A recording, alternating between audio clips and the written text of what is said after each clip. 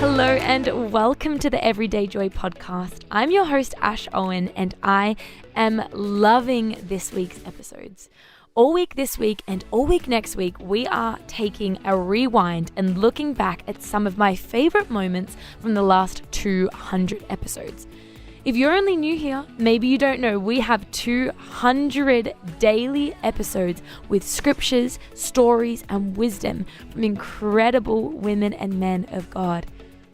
In today's episode, we are going to dive into a chat between Joy and George as they talk about Romans 12, verse 18. It says, if possible, for as far as it depends on you, be at peace with all people. It's a challenging prospect, but MJ and I unpack what the realities of forgiveness and unforgiveness are. We chat about what living out a life of peace can look like, and look at how being uncomfortable in the short term is the ultimate win for the long term. We can't wait to jump into today's episode with you, so get ready to hear one of our favorite moments. So something that comes to mind is a situation that I went through a while back. This was a few years ago, which was, honestly, it was pretty messy. I'm not going to go into the specific details, but it was a situation between me and another person, which, let's just say, did not go very well. And there was a lot of pain that came from that situation. For quite a while, I felt very hurt. I was very hurt. Just to be clear, as I continue, I'll say that there is plenty of stuff that I have gotten wrong in my own life, and hey, that I probably continue to get wrong. But in this case, I was the one who had been hurt. And after a little while, this person reached out to me. They sent me a message. They wanted to meet in person. They took the initiative and they apologized. They said that they were sorry and there weren't any conditions attached to it. It was, an unreserved apology. And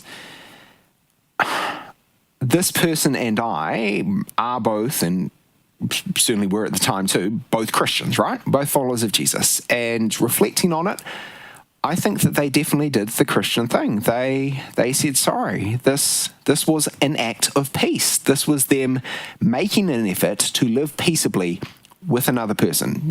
In this case, it was me. I was the recipient of that. So this verse, Joy, that we've been talking about says, so far as it depends on you. And it was in their control to apologize. It was something they could do, and they did that. And it was in my control to say that actually it's okay, and that I forgave them.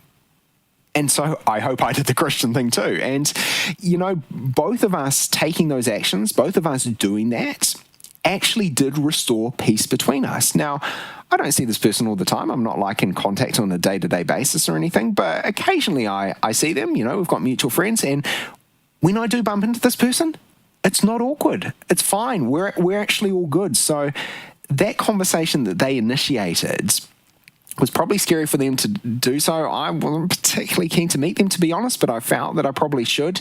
But looking back, it was so freeing. It was very healing. And so I guess it shows me that taking this sort of approach of actually living out peace is not just a theoretical sort of thing that we should be doing. It's not just something we read about in the Bible or talk about on the Everyday Joy podcast. It's a real life thing. It makes a real difference to our lives if we can live this way. If we can live at peace with other people, so far as it depends on us, it makes a huge difference. I know that from my own experience.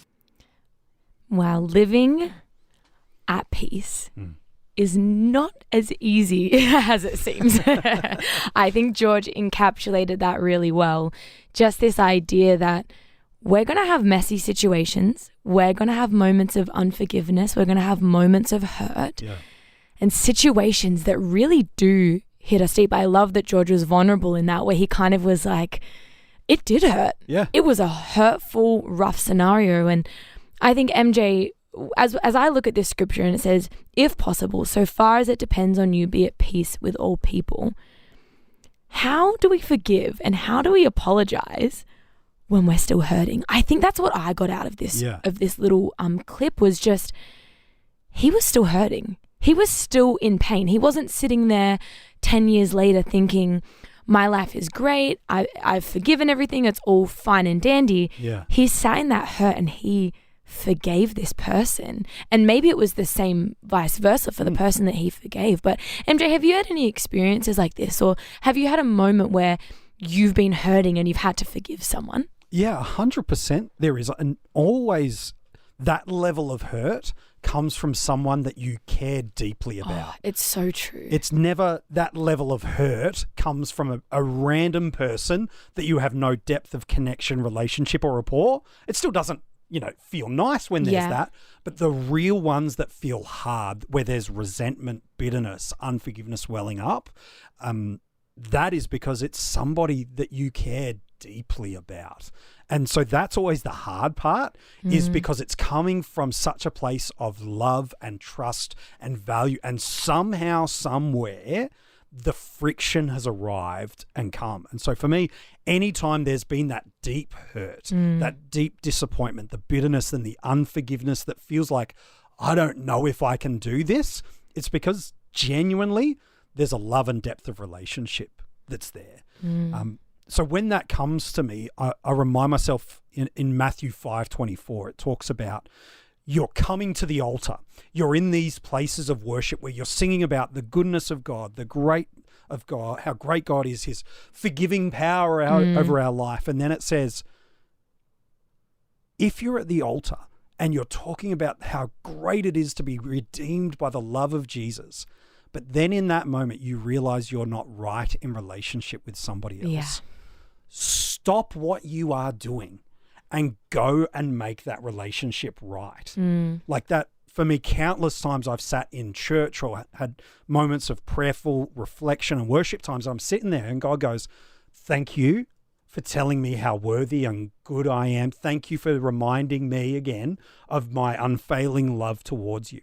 Now, as a mini Christ, as an ambassador of Christ, as somebody that is carrying my name, your job is to, as best you can, or as much as it's within your control, as you said, go and make relationships right with that person. That doesn't mean you will be, but it's your responsibility to carry that. So for me, way too often in my life, people I love and care deeply about, I have and they have to me, disappointed each other. And that constant reminder, it's like, man, even if it means I got to stop what I'm doing that is so spiritually commanding important, God would say, stop the worship, right the relationship.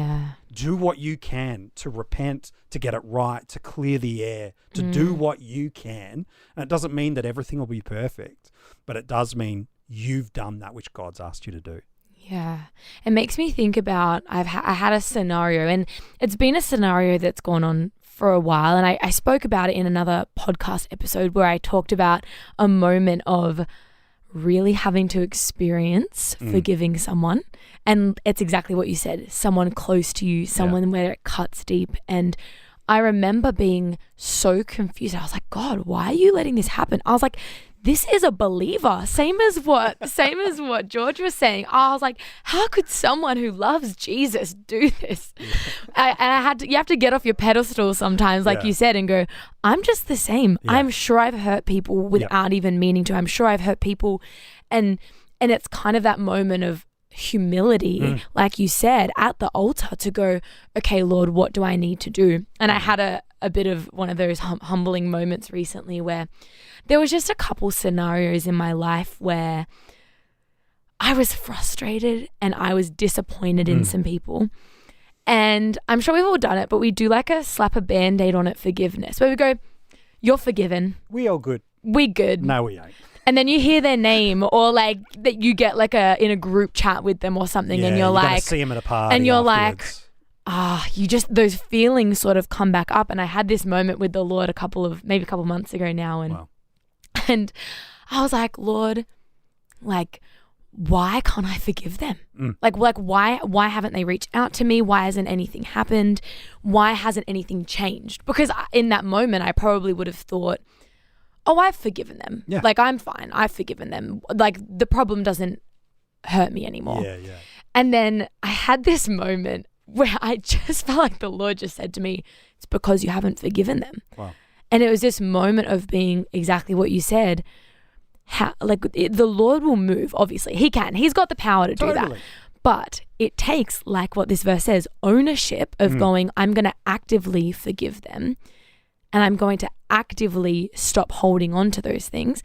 And when I tell you, no joke, within 48 hours, I had a call from a person that I hadn't spoken to in months. I'd had a message from the other person, and I had been asked out for coffee. And within literally 2 weeks, every single situation. And I know that's not the case for everyone. Sure. And there will be circumstances where that hurt is far deeper than these circumstances that I went through. Yeah. But for me, it was a real trigger point of going, no, I need to take ownership of my unforgiveness, and I need to take ownership of how I live at peace with people because it only hurts me. 100%. And it only hurts my relationship and how I live my life and the thoughts that I have on the day-to-day. It becomes this thing that you carry a weight around your life, and this weight that's there. And so when things have been done to you, our responsibility as a follower of Christ in that moment is to go, Jesus, I forgive that person. Even if they never come to me with the big spiel and the let's come out for coffee and let's be, it's like God, because that's the 1%. That's 100%. Literally the 1%. 100%. More often than not, I genuinely believe most believers are kind-willed, genuinely loving Jesus, want to care for every person, and unintentionally, and it's not always, but unintentionally hurt other people. And sometimes they're just blind to it. They don't notice it. And then if we don't deal with our own unresentment and unforgiveness, and we don't always have to be like, God, I forgive them, and I'm going to go tell you that you hurt me and I forgive you, because, sometimes that needs to happen. And other times you just need to go, God, I need to choose to let that go. And so that if I see them, there's not that moment in the shopping center where you're like, it's them. And if it is you that's done the hurt and you're aware of it, that is where you do need to go to your brother, go to your sister and be like, hey, I am so sorry. And if they don't accept that, that's not on you. Yeah. You've done, as you've said, that biblical part, which is as much as within your control, right relationships, live at peace, show the goodness of God to every single person in your life. And if someone walks away from that, that's on them. But it's your job to control your own faith, your own spirituality, and your own journey. Yeah, it's exactly right. And I guess the basis of this chat today is going, it is better to sit in some uncomfortable scenarios 100%. for a short period of time than live year after year after year with this tension, this disunity, this lack of peace. It's making that choice and reflecting and going, what can I do? What is in my power? What is in my control to live at peace with other people? Well, I hope that today's episode encouraged you. No matter what circumstance you're going through, I'm praying that there is peace and unity over your circumstance. Now, if you loved today's episode, why don't you give us a 5-star written review? It really helps people to find our podcast, to find this incredible community of people. And they have about 200 episodes to catch up on. So why don't you encourage them to listen up, catch up on all the goodness that is everyday joy. Can't wait to chat to you tomorrow.